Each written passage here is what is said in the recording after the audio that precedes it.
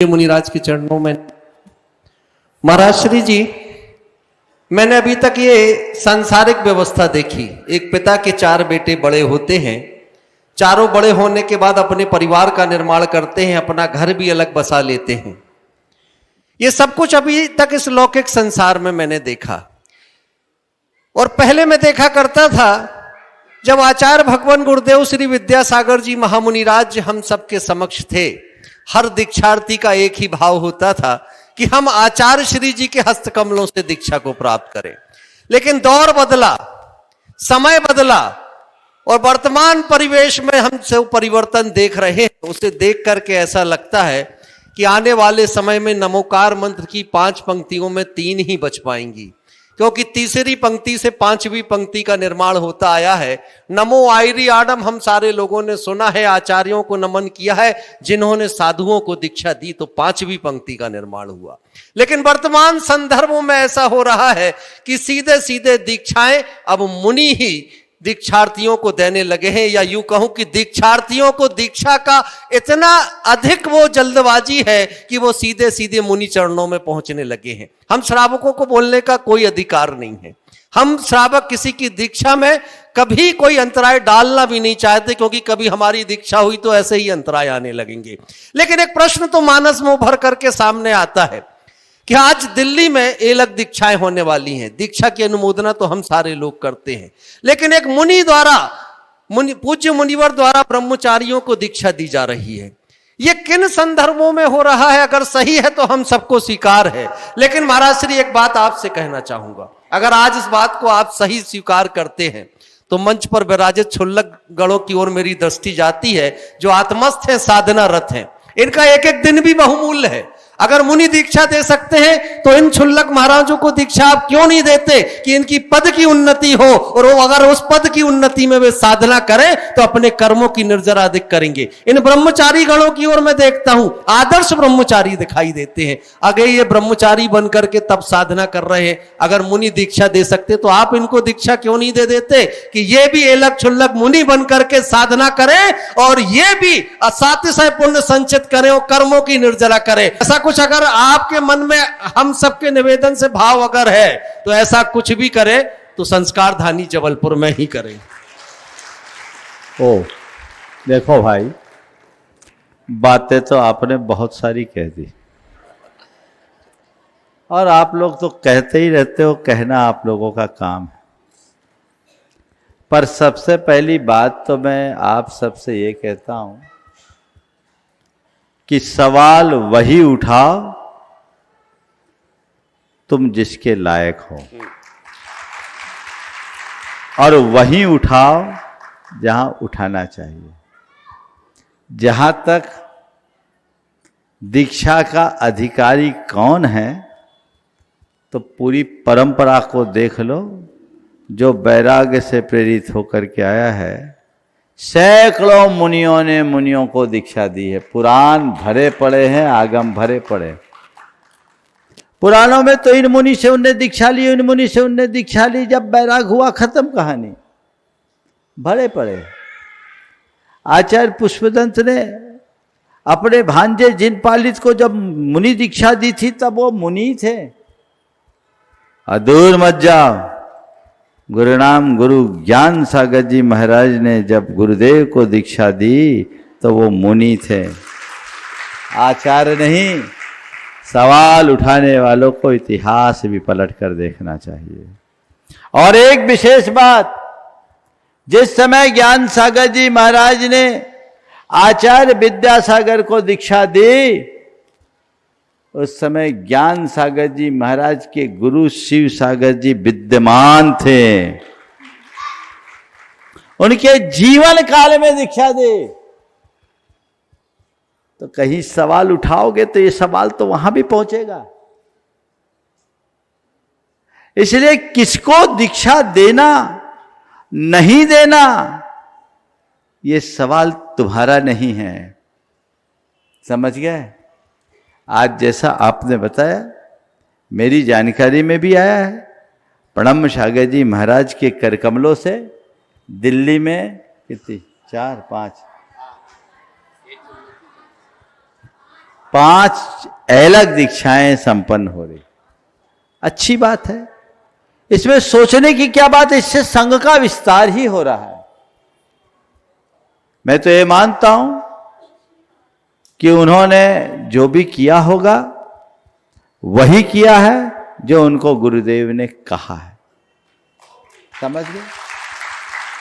आपने मुझसे कहा है कि इन क्षुल्लक जी के लिए क्या करना है, तो इसकी चिंता तुम्हें नहीं करना। हमें गुरु ने जब इनको भेजा था तभी ये संदेश भेज दिया कि इन्हें भेज रहा हूं, इनका पालन पोषण आपको करना है और आपको ही आगे बढ़ाना है। तो जिसको हमारे गुरु ने हमें एक दायित्व के रूप में सौंपा है, तो उसको संभालने में आपको सोचने की जरूरत नहीं है। समझ गए? ये तो गुरु आज्ञा है और संघों का विस्तार इसी तरीके से होता है। हमारे गुरुदेव की दृष्टि बहुत व्यापक थी। दुर्भाग्य है कि लोग उसको समझ नहीं पा रहे और अपने अपने तरीके से उसकी व्याख्या और विवेचना कर रहे हैं। हम लोग कुछ बोलते नहीं हैं और बोलना चाहते नहीं हैं और न इसे बोलने का विषय समझते हैं। आपने सवाल उठा दिया, ये सवाल का विषय ही नहीं है और तुम्हें सवाल उठाने का हक ही नहीं है। सवाल उठाए तो जो संबद्ध है वो उठाए। मुनियों के मामले में गृहस्थ असंबद्ध है, मुझे मालूम है। खूब व्हाट्सएप चलेगा, चलेगा, चलने दो, उससे कुछ फर्क नहीं पड़ने वाला। रहा सवाल मैं क्या करूंगा, विचार हो तो बताओ, वैकेंसी निकाल सकता हूं। अभी हो जाएगी। अभी महाराज जी मीटिंग तो क्लियर नहीं हुई है, इसलिए तो बोल रहा हूं, इसलिए चिंता करने की बात नहीं है। आप मुझसे पूछ रहे हो कि इनके लिए आप क्या करोगे, वही करूंगा जो हमारे गुरु ने कहा है। और जब करना होगा तब करूंगा, जहां करना होगा वहां करूंगा और जैसे करना होगा वैसे करना होगा। इसमें कुछ सवाल उठाने की जरूरत नहीं है, यह तो सुस्पष्ट है। गुरुदेव ने जिन जिन के पास क्षुल्लकों को भेजा, ब्रह्मचारियों को भेजा, जिन जिन को क्षुल्लकों और ब्रह्मचारियों को भेजा, ये सब साक्षी। इनसे भी कहा कि अब आपका क्या बोला क्षुल्लक जी, पालन पोषण आप करेंगे। पालन पोषण का मतलब क्या होता है, आ गई समझ में? तो जो मुझे करना है वो मैं करूंगा, इसके बारे में मुझे सोचने की जरूरत नहीं है और पूछने की भी जरूरत नहीं है। आज प्रणम सागर जी ने जो किया, आपको स्वागत करना चाहिए। संघों का विस्तार तभी होगा, आचार्य विद्यासागर जैसे सर्वशक्तिमान अब इस धरती पर नहीं होने वाले। संघ को आगे बढ़ाने के लिए संघ की जिम्मेदारी है, समूह की जिम्मेदारी है। एकता, एकजुटता, प्रेम और एक दूसरे के साथ परस्परता का संबंध जोड़कर व्यापकता से विचार करके चलेंगे, तब संघ का विस्तार होगा। और कूप मंडूक बने रहेंगे, क्षुद्र मानसिकताओं से ग्रसित होकर टीका टिप्पणी करेंगे, तो समाज में विभाजन करके विप्लव खड़ा करेंगे। हमें ऐसे ताकतों से बचना चाहिए। हम सबका एक उद्देश्य होना चाहिए, जिन शासन महात्म्य प्रकाश स्यात् प्रभावना, धर्म की प्रभावना हो, संघ की वृद्धि हो, ये सत प्रयत्न सबको मिलजुल कर करना चाहिए। मैं समझ रहा हूं अमित हमसे यह कहलवाने के लिए सवाल किया, बहुत होशियार है, वो बहुत तीखा तीर मारता है। मैं मान रहा हूं ये जो बोला अमित ने उसके विचार नहीं है, पर वो चाह रहा होगा कि महाराज अभी तक कभी कुछ बोले नहीं, इनसे बुलवा लो। अब जवाब तो देना ही पड़ेगा। पर बंधुओं, मैं जवाब देता हूं, प्रतिक्रिया नहीं करता। मेरी कोई प्रतिक्रिया नहीं है, मैं रिएक्ट नहीं करता, रिस्पॉन्स देता हूं, और रिस्पॉन्स देना मेरी जिम्मेदारी है, क्योंकि मैं रिस्पॉन्सिबल सीट पर बैठा हूं। आज ये पूरे संघ की जवाबदारी मेरे ऊपर है, मुझे संभालना है। मेरे गुरु ने कहा है तो मैं करूंगा, जब करना होगा, जैसे करना होगा, मेरी मर्जी। रहा सवाल, तुम्हें लेना है तो श्रीफल लेके आओ, विचार करूंगा। तुम श्रीफल लेके आओ, विचार करूंगा। इनने तो अपना समर्पण कर दिया, इनके मन में कोई विकल्प नहीं, तो तुम विकल्प काय कर रहे हो? जब इनका भाग जगेगा, आपने कहा संस्कार धानी में हो जाए, तो अगर इनके संस्कार धानी में ही बदे होंगे तो वो भी हो जाएगा। देखो क्या क्या होता है।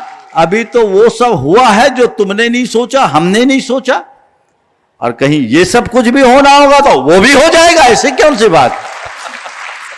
मैं आज में जीता हूं, विकल्प नहीं करता, मजे में रहता हूं और मजे से रखता हूं। सबको वही दिशा रखनी चाहिए, सबको वही दृष्टि रखनी चाहिए। भाई अमित ने जो बात आज रखी है निश्चित, लेकिन मैं इस विषय में आप सबसे कहता हूं, समाज में जो गृहस्थों के द्वारा, गृहस्थ नहीं, चंद लोगों के द्वारा जिस तरह की छीटाकसियां और साधुओं के विरुद्ध टिप्पणी की जा रही है, वो जहर फैलाने का काम किया जा रहा है। ऐसा काम मत कीजिए। संघ को विस्तारित करने का रास्ता देखिए, परंपराओं को देखिए, हमारे गुरुदेव को देखिए। उनके जीवन काल में भी उनके शिष्यों ने दीक्षाएं दी, पर उनकी सोच कितनी व्यापक थी, उनने कोई प्रतिक्रियाएं करी? तुम हल्ला मचाना शुरू करते हो, तुम गुरु भक्त हो, तुम धर्मानुरागी हो, तो तुम्हारे अंदर समझ होनी चाहिए, संयम होनी चाहिए, मर्यादा होनी चाहिए, सकारात्मकता होनी चाहिए। ये सवाल तुम्हें नहीं उठाना, सवाल उठाए तो हेडक्वार्टर उठाए ना, संबद्ध व्यक्ति उठाए। तुम्हारे पास इसे उठाने का कोई राइट नहीं है, समझ गए? तो फिर ठीक है, जरूरत हो व्यवस्था है हमारे पास, बाकी भावना भाई है, इसलिए देखते रहिएगा। आज अपने बीच अहमदाबाद से, ये तो हो गया सवाल पूरा। अच्छा, और कोई निवेदन? ये कार्य होना है तो इसी शहर में हो, ये कार्य होना है तो इसी शहर में हो। भावना भाव अगर इस शहर में बदा होगा तो हो जाएगा। अभी हमें कुछ पता नहीं है, होना होगा तो हो जाएगा। दिल्ली में आज हुआ, कल तक पता नहीं था, आज मालूम पड़ा, कल शाम को थोड़ी थोड़ी खुश भनक थी, आज हो गया, सुगबुगाहट थी। अब यहां भी जो होना होगा, एक बात ध्यान रखना, हमारे पास जो होगा ठोक के होगा, महर्षि पहले से घोषित करके होगा, कोई चोरी छुपे काम नहीं होगा। क्यों? क्योंकि जो मैं कर रहा हूं अपने गुरु की आज्ञा से करूंगा। इसमें किसी प्रकार का संकोच की बात नहीं, न मैं संकोच रखता हूं, न किसी को संकोच में फंसाता हूं, क्योंकि मुझे मेरी मर्यादा का पता है और मैं मर्यादा में रहता हूं, मर्यादा का पाठ पढ़ाता हूं, उस तरीके से चलूंगा। इसलिए कोई सोचने की बात नहीं है, मुझे क्या करना है, कब करना है, ये मैं जानता हूं, और जो मैं करूंगा, जब करना होगा तब करूंगा। आपकी भावना है, आ जाओ, और दो चार आने वाले हो संस्कार धानी के तो कोई दिक्कत नहीं, मंच तो बहुत बड़ा है, व्यवस्थाएं हमारे पास है, ये सब ध्यान रख सकते हैं। बहुत बहुत अच्छा। महर्षि, एक भावना अमित ने भाई थी कुंडलपुर में, तो उसका स्वरूप है कि आप मंच पर हैं। आज इसने जो भावना भाई है, शायद वो भी प्रतिभूत हो जाए। बिल्कुल हो, भावना भाव में बनाना नहीं।